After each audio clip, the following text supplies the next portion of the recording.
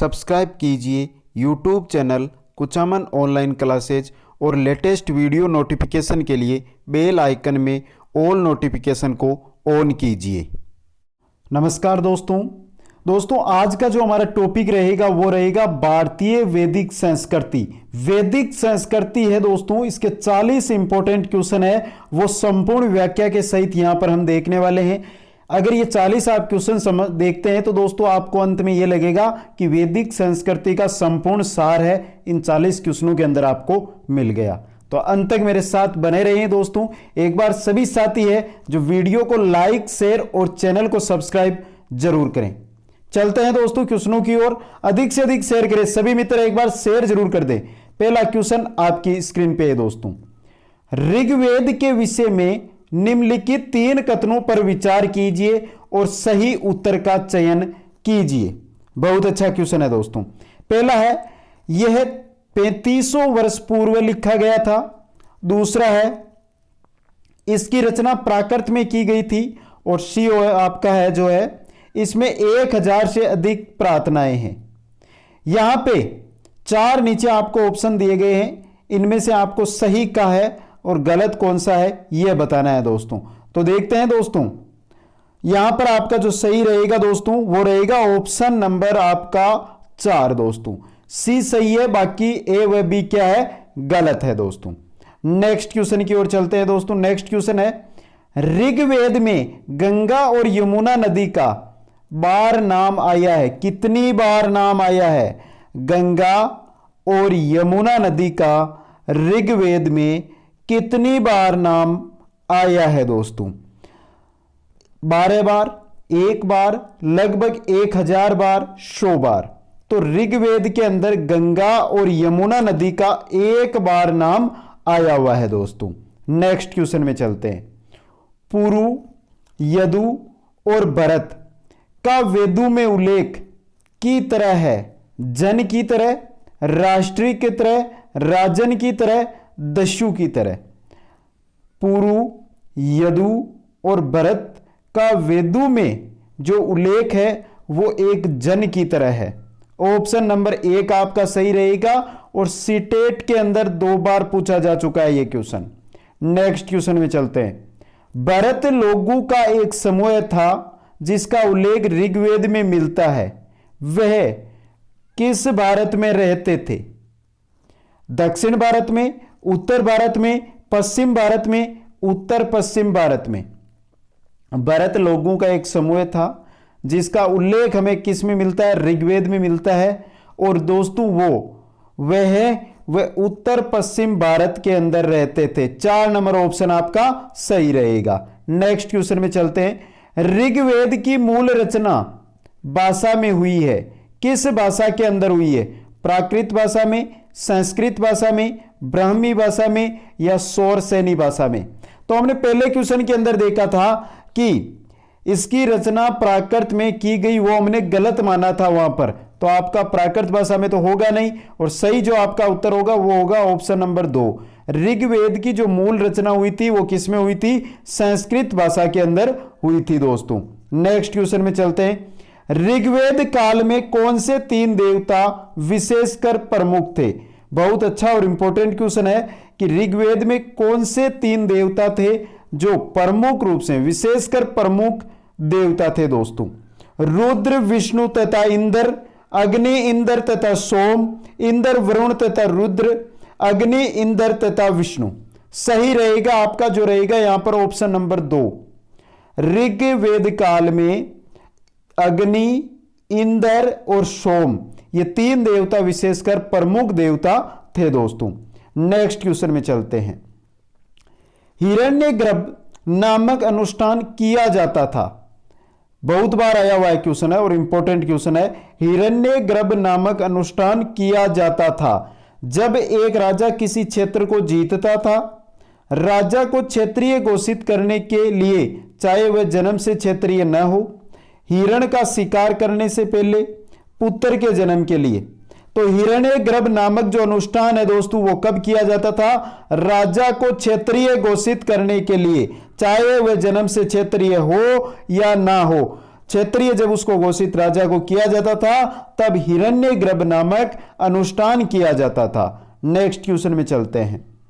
लगभग 3900 वर्ष पूर्व आरंभिक नगर हड़प्पा और मोहनजोदड़ो कई कारणों से समाप्ति की कगार पर आने लगे। निम्नलिखित में से कौन सा उन कारणों में से एक कारण नहीं है दोस्तों? देखते हैं दोस्तों, मोहनजोदड़ो और हड़प्पा के जो अंतिम समाप्ति की कगार पर ये आए थे तो उनमें कौन सा कारण इनमें से नहीं था? पहला है जंगलों के विनाश और बाढ़ के कारण नगर नष्ट हुए, यह तो कारण था दोस्तों। दूसरा है मवेशियों के बड़े बड़े झुंडों द्वारा चारागाहों और घास वाले मैदानों को चराने से मर्दा आवरण नष्ट हो गया, यह कोई कारण नहीं था। तीसरा है नदियां सूख गई जिसके कारण नगर समाप्त हुए, यह भी सही है।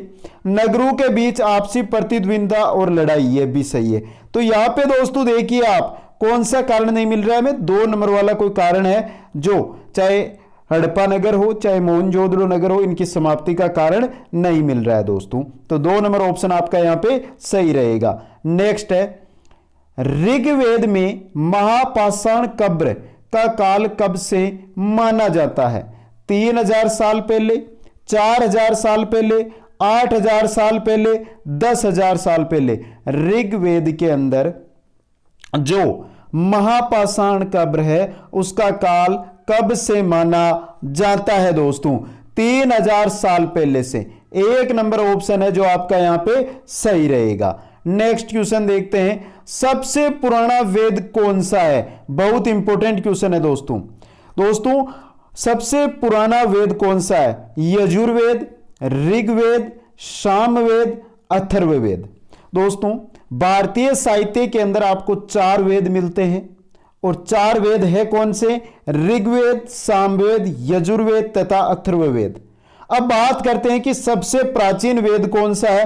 तो सबसे प्राचीन वेद है आपका वो है ऋग्वेद। कौन सा है? ऋग्वेद। 2 नंबर ऑप्शन आपका सही रहेगा।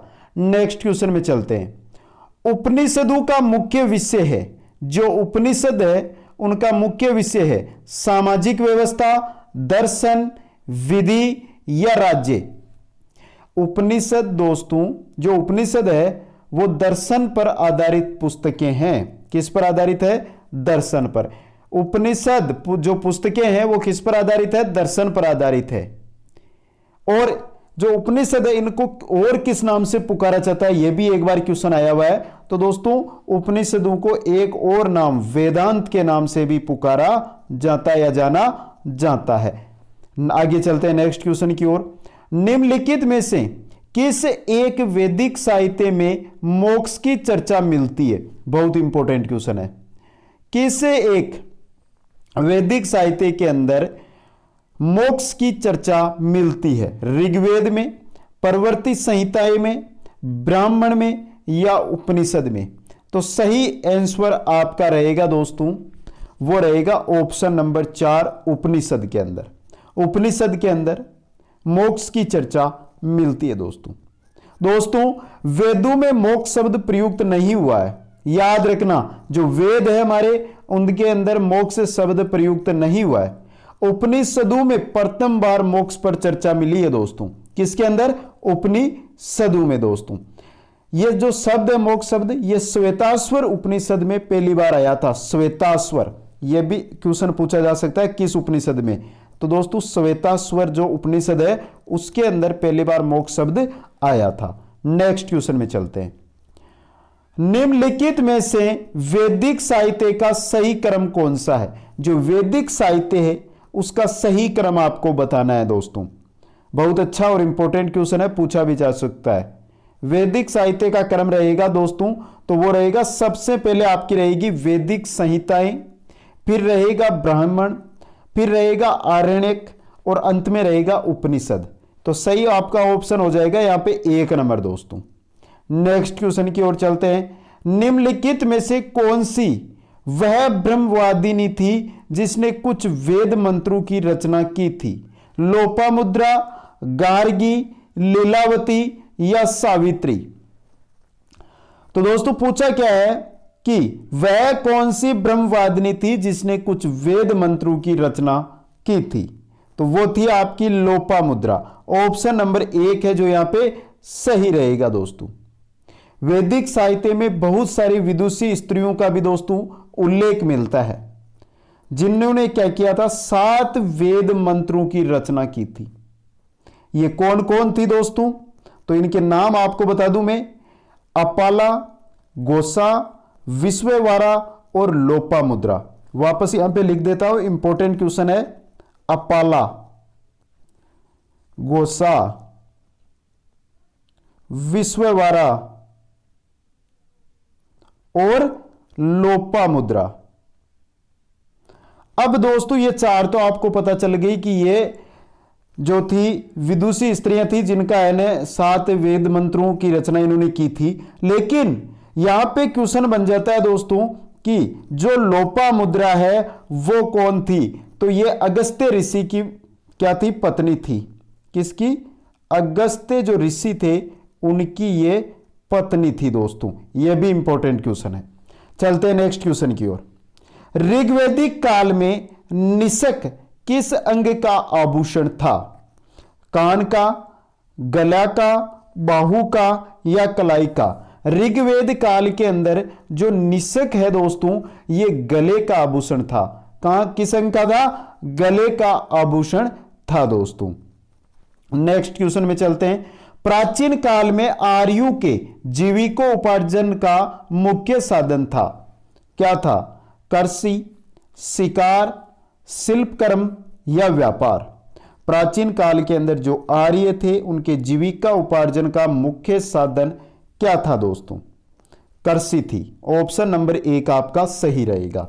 अब दोस्तों एक बार सुनना आप, आर्य संस्कृति थी वो मूलतः किस पर थी? पशुपालन और कृषि पर आधारित थी। इसको पशुपालक या कृषक संस्कृति भी कहते हैं। ऋग्वेद के अंदर कई मंत्रों के अंदर आपको कृषि तथा उससे संबंधित जो कार्यकलाप है उनका वर्णन मिलता है दोस्तों। अच्छी कृषि के लिए वर्षा की जो ऋग्वेद है उसके अंदर कामना की गई है। आगे चलते हैं दोस्तों। वैदिक युग में प्रचलित लोकप्रिय शासन प्रणाली थी निरंकुश, प्रजातंत्र, गणतंत्र या फिर वंश परंपरागत राजतंत्र? वैदिक काल के अंदर प्रचलित लोकप्रिय शासन प्रणाली थी वो थी वंश परंपरागत राजतंत्र दोस्तों। नेक्स्ट क्वेश्चन में चलते हैं। वैदिक युगीन सभा, वैदिक युगीन सभा गांव के व्यवसायिक लोगों की संस्था थी, राज दरबार होता था, मंत्री परिषद थी या राज्य के समस्त लोगों की एक राष्ट्रीय सभा थी? तो वैदिक युगीन जो सभा थी दोस्तों वो एक मंत्री परिषद की सभा थी। नेक्स्ट क्वेश्चन में चलते हैं दोस्तों। नेक्स्ट क्वेश्चन है आपका, पुराणों की संख्या है, पुराणों की संख्या कितनी है दोस्तों? 16 है, 18 है, 19 है या 21 है? तो कुल पुराण है वो है 18 दोस्तों। अब बात आ जाती है कि पुराणों की रचना किसने की? तो पुराणों की रचना की थी लोमहर्ष, लोमहर्ष ऋषि ने। किसने की थी? लोमहर्ष ऋषि ने पुराणों की रचना। और इनके साथ इनके पुत्र भी थे, उग्रश्रवा इनके पुत्र भी इनके साथ थे। नेक्स्ट क्वेश्चन में चलते हैं। आर्य शब्द अंकित करता है भाषा समूह को, यायावरी जन को, नृ जाति समूह को या श्रेष्ठ वंश को? तो जो आर्य शब्द है दोस्तों, ये पहले बात तो कर ले, तो आर्य संस्कृत भाषा का शब्द है। किस भाषा का शब्द है दोस्तों? संस्कृत भाषा का शब्द है। और यह अंकित करता है श्रेष्ठ वंश को दोस्तों, श्रेष्ठ या कुलीन वंश को। नेक्स्ट में चलते हैं। किस वैदिक ग्रंथ में व्रण शब्द का सर्वप्रथम नाम उल्लेख मिलता है? व्रण जो शब्द है इसका किस वैदिक ग्रंथ के अंदर उल्लेख मिलता है दोस्तों? ऋग्वेद के अंदर, अथर्ववेद के अंदर, यजुर्वेद के अंदर या सामवेद के अंदर? जो वर्ण है दोस्तों, इस शब्द का उल्लेख है वो ऋग्वेद में मिलता है। 1 नंबर ऑप्शन है जो आपका यहां पे सही रहेगा। नेक्स्ट क्वेश्चन में चलते हैं। 22 नंबर क्वेश्चन है, सूची प्रथम को सूची द्वितीय से सुमेलित कीजिए एवं नीचे दिए गए कूटों की सहायता से सही उत्तर का चयन कीजिए। अब बात करते हैं दोस्तों ऋग्वेद। ऋग्वेद है दोस्तों तंत्र मंत्र एवं वशीकरण, 3 नंबर ऑप्शन। बात करते हैं यजुर्वेद। यजुर्वेद स्रोत एवं क्रमकांड। बात करते हैं सामवेद स्रोत एवं प्रार्थनाएं। बात करते हैं अथर्ववेद तो संगीत में ये स्रोत। तो 2 3 4 1 सॉरी 3 2 4 1 आपका ऑप्शन नंबर 2 यहां पे सही हो गया। नेक्स्ट क्वेश्चन में चलते हैं। त्रयी नाम है 3 वेदों का, धर्म संघ व युद्ध का, हिंदू धर्म के 3 देवताओं का, 3 मौसम का। त्रयी किसका नाम है दोस्तों? त्रयी 3 वेदों का नाम है। अब बात करते हैं वेद तो 4 है, इनमें शामिल कौन सा नहीं है? तो त्रयी के अंदर 3 वेद है। 3 वेद है कौन कौन से दोस्तों? 3 वेद है ऋग्वेद, यजुर्वेद और सामवेद। इनको वेद त्रयी या त्रयी कहा जाता है, लेकिन अथर्ववेद इनमें शामिल नहीं है। नेक्स्ट क्वेश्चन में चलते हैं। गोपत ब्राह्मण संबंधित है।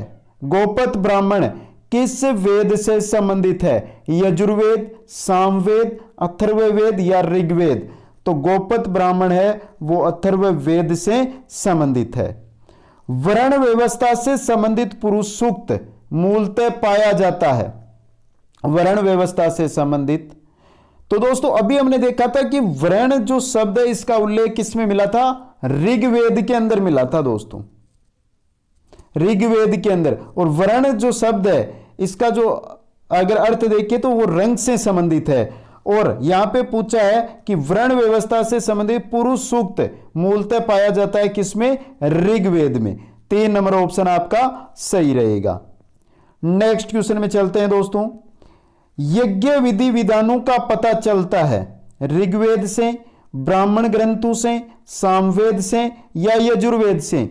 यज्ञ विधि विधानों का जो पता है दोस्तों वो यजुर्वेद से चलता है।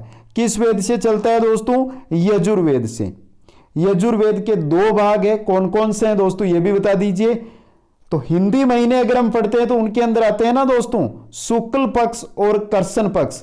उसी प्रकार यजुर्वेद के 2 भाग है, शुक्ल यजुर्वेद और कर्षण यजुर्वेद। नेक्स्ट क्वेश्चन में चलते हैं। सुमेलित कीजिए। यहां पर आपको सुमेलित करके बताना है दोस्तों, तो करते हैं सुमेलित। पहले देखते हैं हम अथर्ववेद। अथर्ववेद के अंदर दोस्तों औषधियों से संबंधित है। 3 नंबर ऑप्शन आपका सही रहेगा। दूसरे में चलते हैं ऋग्वेद। ऋग्वेद है दोस्तों वो है आपके ईश्वर की महिमा से। तीसरा है दोस्तों यजुर्वेद। यजुर्वेद है दोस्तों आपका वो बलिदान विधि के बारे में। और सामवेद है जो है संगीत के बारे में। तो यहां पे 3 1 2 4 1 नंबर ऑप्शन आपका सही हो गया। सामवेद में संगीत विधा का उल्लेख मिलता है। किसमें? सामवेद में। बात करते हैं यजुर्वेद। यजुर्वेद में दोस्तों कर्मकांड, बलिदान विधि इनका वर्णन मिलता है। बात करते हैं ऋग्वेद। ऋग्वेद के अंदर दोस्तों ईश्वर व देवताओं की महिमा का वर्णन मिलता है। और अथर्ववेद, अथर्ववेद के अंदर औषधियों का उल्लेख है वो मिलता है दोस्तों। नेक्स्ट क्वेश्चन में चलते हैं। निम्नलिखित 4 वेदों में से किस एक में जादुई माया और वशीकरण का वर्णन है? किसके अंदर जादुई माया और वशीकरण का वर्णन मिलता है दोस्तों? तो किसके अंदर मिलता है दोस्तों? अथर्ववेद के अंदर। 2 नंबर ऑप्शन आपका सही रहेगा। दोस्तों चारों वेदों में से जो अथर्ववेद है उसके अंदर जादू टोने, मोह माया, वशीकरण इन सभी का उल्लेख है वो मिलता है। नेक्स्ट में चलते हैं। निम्नलिखित में से किसका संकलन ऋग्वेद पर आधारित है? यजुर्वेद, सामवेद, अथर्ववेद या इनमें से कोई नहीं? किसका संकलन है जो ऋग्वेद पर आधारित है दोस्तों? सामवेद का। 2 नंबर ऑप्शन आपका सही रहेगा। बात करते हैं हम सामवेद की। सामवेद के अंदर दोस्तों कुल 1810 छंद है। कितने हैं? 1810 छंद है सामवेद के अंदर। आगे चलते हैं नेक्स्ट की ओर दोस्तों। नेक्स्ट है ऋग्वेद में ऋचाएं अथवा सूक्त है। ऋग्वेद के अंदर कितनी ऋचाएं या सूक्त है दोस्तों? तो ऋचाएं कहो या सूक्त कहो एक ही नाम है। टीचर कहो या सर कहो गुरु कहो, एक ही बात है ना, उस प्रकार 1028, 1020, 1128 या 1017, सही आपका ऑप्शन नंबर 1 रहेगा। ऋग्वेद में 1028 सूक्त है दोस्तों।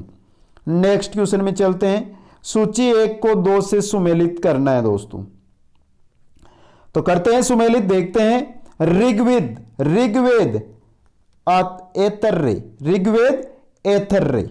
दूसरा है सामवेद है पंचविश। बात करते हैं अथर्ववेद है दोस्तों आपका गोपत, और यजुर्वेद है वो है शशपथ। यहां पे दोस्तों ऋग्वेद ऐतर्रे, सामवेद पंचविश, अथर्ववेद गोपत और यजुर्वेद किसे शतपथ। तो यहां पे आपका सही ऑप्शन कौन सा होगा दोस्तों? 3 नंबर हो रहा है, लेकिन 3 नंबर में यहां पे मिस्टेक कर दी, सीख पर 1 कर लो दोस्तों, यहां पे 1 कर दो, यहां पे क्या आ जाएगा 1, तो आपका सी ऑप्शन सही हो जाएगा। नेक्स्ट क्वेश्चन में चलते हैं दोस्तों।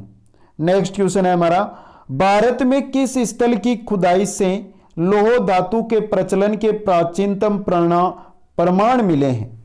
किस स्थल की खुदाई हुई तो वहां से लोहे धातु के प्रचलन के कुछ प्रमाण मिले हैं दोस्तों? तक्षशिला, अंतरजीखेड़ा, हस्तिनापुर, कौशाम्बी। तो दोस्तों सही आंसर रहेगा आपका 2 नंबर ऑप्शन, अंतरजीखेड़ा, आलमगीरपुर, रोपड़, मथुरा, श्रावस्ती, कपिला आदि जो स्थान थे, इनसे खुदाई के अंदर लोहे अवशेष मिले हैं दोस्तों। आगे चलते हैं दोस्तों। अध्यात्मक ज्ञान के विषय में नचिकेता और यम का संवाद किस उपनिषद से प्राप्त होता है? आध्यात्मिक ज्ञान के विषय के अंदर नचिकेता और यम का जो संवाद है वो किस उपनिषद से प्राप्त होता है? किससे होता है? कठो उपनिषद। ऑप्शन नंबर 3 उठाइए, यहां से सही रहेगा दोस्तों, और इंपॉर्टेंट क्वेश्चन है दोस्तों। आगे चलते हैं नेक्स्ट क्वेश्चन की ओर। उपनिषद पुस्तकें आधारित है धर्म पर, विधि पर, योग पर या दर्शन पर? हमारा पहला ही क्वेश्चन था ये।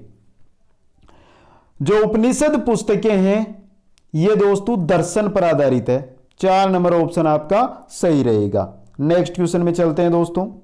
उपनिषद काल में राजा अश्वपति शासक थे। राजा अश्वपति कहां के शासक थे? काशी के, केकई के, विदेह के या पांचाल के? तो उपनिषदों के अंदर जो राजाओं का वर्णन है उनके अनुसार दोस्तों जो राजा अश्वपति है वो कहां के राजा थे दोस्तों? तो राजा अश्वपति है वो केकई के राजा या केकई के शासक थे दोस्तों। नेक्स्ट क्वेश्चन में चलते हैं। निम्नलिखित में से एक वैदिक साहित्य में मोक्ष की चर्चा मिलती है? ब्राह्मण में, ऋग्वेद में, पशुवर्ती संहिता में या उपनिषद में? यह भी रिपीट हो रहा है, कुछ क्वेश्चन रिपीट हो रहे हैं ना दोस्तों। मोक्ष शब्द मैंने बताया था दोस्तों किस उपनिषद में? उपनिषद के श्वेताश्वर के अंदर मिलता है, उसके अंदर पहली बार इसका उल्लेख किया गया था दोस्तों। वेदों के अंदर इसका उल्लेख है नहीं, तो आपका ऑप्शन नंबर 4 उपनिषद सही हो जाएगा। नेक्स्ट है, उपनिषदों का मुख्य विषय क्या है? दर्शन है। क्या है? दर्शन है। नेक्स्ट में चलते हैं। नचिकेता आख्यान का उल्लेख मिलता है किसके अंदर? नचिकेता आख्यान का उल्लेख हमने पहले देखा था दोस्तों। यम और नचिकेता का जो वर्णन है वो किस में मिला था दोस्तों? वो मिला था कठो उपनिषद में। कठ उपनिषद में ऑप्शन नंबर 3 सही रहेगा। नेक्स्ट क्वेश्चन में चलते हैं।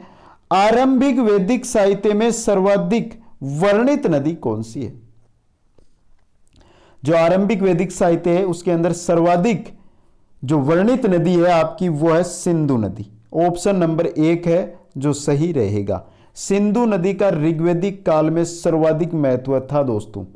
इसी कारण इसे हिरण्मयी भी कहा जाता था। सिंधु नदी को जो वैदिक साहित्य था, ऋग्वैदिक काल था, उसके अंदर हिरण्मयी नदी भी कहा जाता था। और चलते हैं आज के हमारे अंतिम क्वेश्चन की ओर। निम्नलिखित में से कौन सी प्रथम चतुष्टय वेदोत्तर काल में प्रचलित हुई थी? कौन सी थी? तो यहां पे आपका सही रहेगा ऑप्शन नंबर 3, ब्रह्मचार्य, गृहस्थाश्रम, वानप्रस्थ और संन्यास। आश्रम व्यवस्था में ब्रह्माश्रम, गृहस्थ, वानप्रस्थ, संन्यास का प्रचलन है वो वेदोत्तर काल में हुआ था, तथा जो आश्रम शब्द की उत्पत्ति है वो श्रम धातु से हुई है दोस्तों, ये भी आपको याद रखना है। ये थे 40 क्वेश्चन दोस्तों वैदिक साहित्य से संबंधित। अब एक बार सभी साथी कमेंट करके बताइए आपको ये क्वेश्चन है वो कैसे लगे। जिन साथियों ने अभी तक लाइक नहीं किया है वो वीडियो को लाइक जरूर करें, अधिक से अधिक शेयर करें, और जिन साथियों ने अभी तक चैनल को सब्सक्राइब नहीं किया है वो चैनल को जरूर सब्सक्राइब कर लें। दोस्तों प्रतिदिन आपके सामने ये क्लास रहती है तो प्रतिदिन जरूर अटेंड कीजिएगा।